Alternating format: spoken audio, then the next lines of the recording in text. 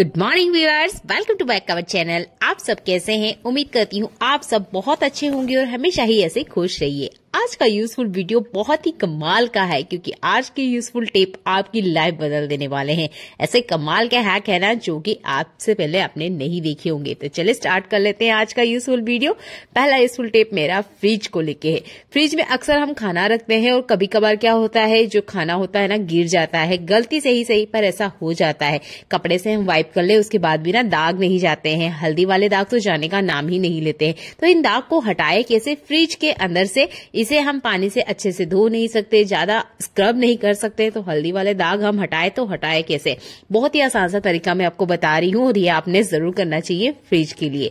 तो यहाँ मैंने लिया है कोलगेट। किसी भी तरह का पीला दाग धब्बा अगर फ्रिज में आ गया है तो कोलगेट सबसे बेस्ट है। इसको हटाने के लिए आपको स्क्रबर की भी जरूरत नहीं पड़ेगी। हाथों से ही हल्का हल्का आप इसे मलेंगे तभी इसके पीले दाग है वो आसानी से निकल जाएंगे। आप चाहते हैं तो यहाँ पर किसी कॉटन कपड़े का भी यूज कर सकते हैं और ग्रीन वाला जो सॉफ्ट स्क्रब आता है उसका भी आप यूज कर सकते हैं और इसके दागों को चुटकियों में हटा सकते हैं, जैसे कि मैंने आपके सामने ही करके दिखाया है। कहीं भी वीडियो को कट नहीं किया है। जितने पीले दाग हैं बहुत आसानी से निकल जाएंगे।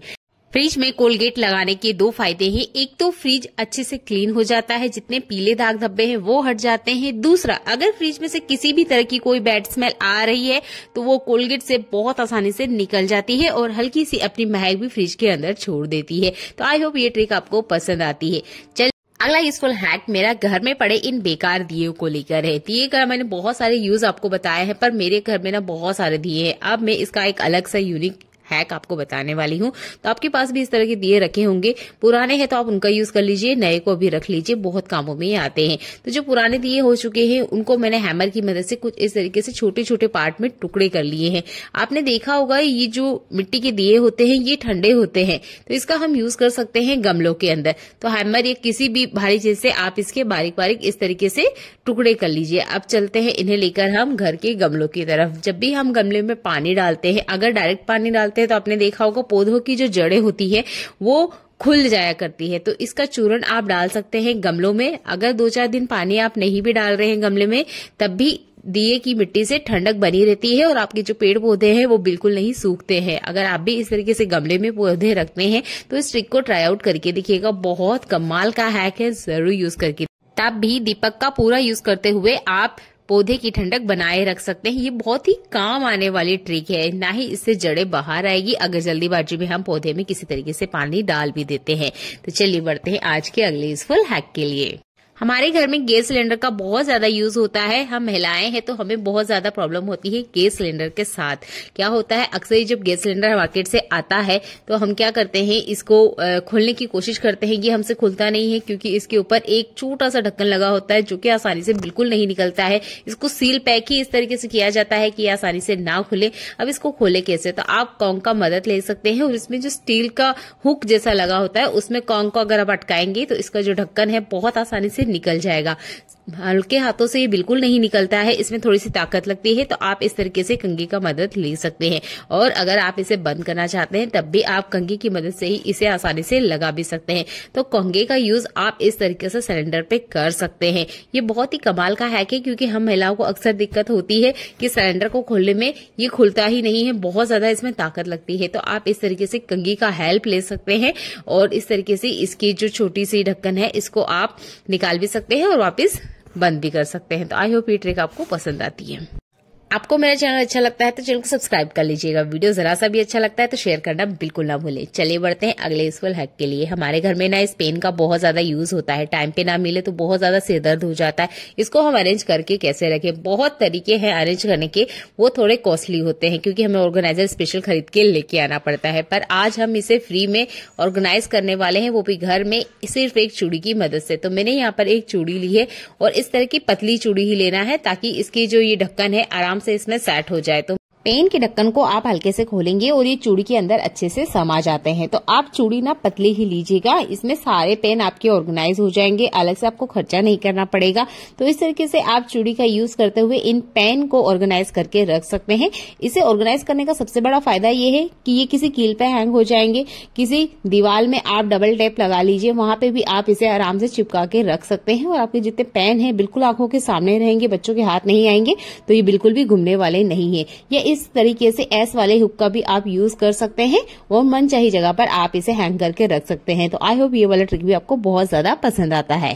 अगला यूजफुल हैक मेरा इस तरीके के छोटे मोटे जो हमारे घर में इलेक्ट्रॉनिक अप्लायंस होते हैं, जैसे कि एयरफोन है, यहाँ पर मेरे पास माइक भी है, चार्जर है, जो भी लाइट से रिलेटेड इस तरीके से वायर वाले जो भी इलेक्ट्रॉनिक हमारे पास सामान होते हैं उनको ऑर्गेनाइज करने के लिए हम इनका यूज कर लेते हैं। अक्सर इसके बाद में ना इसको ठीक से रखते नहीं है, जिसकी वजह से क्या होता है, एक तो इसमें बहुत पतली वायर होती है, गलती से अगर थोड़ा सा खींचने में आ जाए तो ये खराब हो जाते हैं।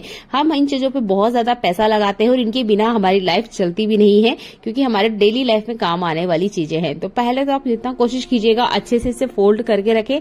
इसके बाद में कभी भी इन्हें खुला नहीं रखना है, जितना आप इन्हें खुला रखेंगे उतना इसको डस्ट लगेगी और ये बहुत जल्दी खराब हो जाते हैं, क्योंकि बहुत छोटे छोटे इसमें माइक लगे होते हैं। तो इस तरह की चीजें ना बहुत ज्यादा खराब हो जाती है।